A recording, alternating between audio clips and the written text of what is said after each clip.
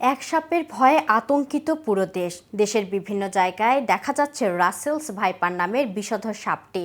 এর মধ্যে কয়েকজন মারাও গেছেন এই সাপের কামড়ে। এমনকি সাপটিকে মারতে পারলে পুরস্কার ঘোষণাও হয়েছে দেশের কিছু এলাকায়। তবে দেশে শুধু রাসেলস ভাইপার নয়, আরও বেশ কয়েকটি বিষধর সাপ রয়েছে। এসব সাপের কামড়ের সঙ্গে সঙ্গে মারা যেতে পারে মানুষ। তবে দেশের সব সাপ কিন্তু বিষধর নয়, তাই যে কোনো সাপ কামড়ালেই যে মানুষ মারা যায় তা নয়। দেশের আনাচে কানাচে ৮০ প্রজাতির সাপ ঘুরে বেড়ায়। এর মধ্যে মাত্র ৭ থেকে ৮ প্রজাতির অত্যন্ত বিষধর সাপের কামড়ে মানুষ বেশি মারা যায়। তাহলে কোন সাপগুলো সবচেয়ে বেশি বিষধর, এগুলো কোন সময় বেশি সক্রিয় থাকে, আর এদের আবাসস্থল ও খাদ্যাভ্যাস কেমন, এ বিষয়ে বিস্তারিত জানাতে ডেইলি উষার বাণী থেকে আমি ইফফাত আরা মিথিলা রয়েছি আপনাদের সাথে। বর্ষার সময় সাপের উপদ্রব বেড়ে যায় কয়েক গুণ। প্রতি বন্যার সময় অর্থাৎ মে, জুন এবং জুলাইয়ের ৩ মাস সাপের দংশন এবং তার কারণে মৃত্যুর সংখ্যা বাড়ে। এ সময় বৃদ্ধি পায় এসব বিষধর সাপের আনাগোনা। তাহলে চলুন জেনে নেওয়া যাক দেশের ৬টি বিষধর সাপ সম্পর্কে। তালিকায় প্রথম নম্বরে আছেন চন্দ্রবোরা বা রাসেলস ভাইপার। বর্তমান সবচেয়ে বেশি আলোচনায় রয়েছে এই রাসেলস ভাইপার। তাকে চন্দ্রবোরা নামেও চেনেন অনেকে। এর আরেক নাম উলুবোরা। বাংলাদেশে যেসব সাপ দেখা যায় তার মধ্যে এটি সবচেয়ে বিষাক্ত। এই সাপটি প্রায় ১০০ বছর আগে বাংলাদেশ থেকে প্রায় বিলুপ্ত হয়ে গিয়েছিল, অর্থাৎ পরপর কয়েক দশকে এর একটি সাপেরও দেখা মেলেনি। কিন্তু গত ১০-১২ বছর আগে থেকে আবার এই সাপের দংশনের প্রমাণ দেখা যায়। বর্তমানে ২৭টি জেলায় এর দেখা মিলেছে নতুন করে। তালিকায় ২ নম্বরে আছেন কিংকোবরা বা শঙ্খচূড়।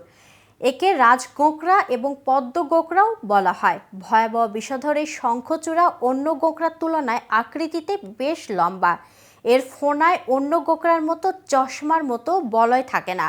শঙ্খচূড় বাংলাদেশ, ভারত, নেপাল, ভুটান, বার্মা, কম্বোডিয়া, চীন, ইন্দোনেশিয়া, ফিলিপাইন, সিঙ্গাপুর, থাইল্যান্ড এসব দেশে বেশি দেখা যায়। এই সাপ ঘন জঙ্গল ও পাহাড়ি এলাকায় থাকতে পছন্দ করে। তালিকায় ৩ নম্বরে আছে নায়া নায়া। বৈজ্ঞানিক নাম নায়া নায়া হলেও এটি কোবরা বা গোঁকড়া প্রজাতির সাপ। এটি স্থলভূমির সাপ। এটি ফোনা তোলে এবং এর ফোনায় চশমার মতো ২টি বলয় থাকে। দেশের পশ্চিম অংশে অর্থাৎ রাজশাহী অঞ্চলের দিকে প্রধানত এই সাপের বসবাস। তালিকার ৪ নম্বরে আছে কেউটে। এটি একটি গোঁকড়া প্রজাতির সাপ যা দক্ষিণ এবং দক্ষিণ পূর্ব এশিয়ায় দেখা যায়। ইংরেজি কোবরার আক্ষরিক অর্থ হলো গোঁকড়া। এই গোঁকড়ার ফোনায় পেছনে গরুর খুঁড়ের মতো দাগ থাকে, যা থেকে বাংলা গোখুস নামটি এসেছে। অন্যদিকে ইংরেজিতে মনোকল্ট অর্থ হলো এক চোখা। এই সাপটিকে মনোকল্ট বলার কারণ এই সাপের ফোনার পেছনে গোল দাগ থাকে, যা দেখতে এক চোখা চশমার মতো দেখতে, তাই এর ইংরেজি নাম মনোকল্ট কোবরা। গোঁকড়া প্রজাতির সাপ উত্তেজিত হলে ফোনা মেলে ধরে। তালিকার ৫ নম্বরে আছে ক্রেইট বা শঙ্খিনী। এই সাপকে শঙ্খিনী এবং শাঁখিনী সাপ নামেও ডাকা হয়। শ্রীমঙ্গলে দেখা মেলে এই সাপের। পৃথিবীতে ক্রেইট বা শঙ্খিনী জাতের সাপের মোট ৮টি প্রজাতি রয়েছে। এর মধ্যে ৫টি প্রজাতি বাংলাদেশে পাওয়া যায়। একই ক্রেইট জাতের সাপকে স্থায়ীভাবে কেউটেও বলা হয়। এ সাপ বাড়ির আশেপাশে বা লাকড়ির মধ্যে শুকনো জায়গায় থাকে। তালিকায় ৬ নম্বরে আছে নায়া কাউচিয়া। এটিও গোঁকড়া প্রজাতির সাপ। স্থায়ীভাবে একে জাতি সাপ বা জাতি সাপও বলে ডাকে। এই সাপটিকে জৌরা নামেও ডাকা হয়। এটি মূলত দেশের পূর্ব অংশ অর্থাৎ সিলেট ও নোয়াখালী এলাকায় বেশি থাকে।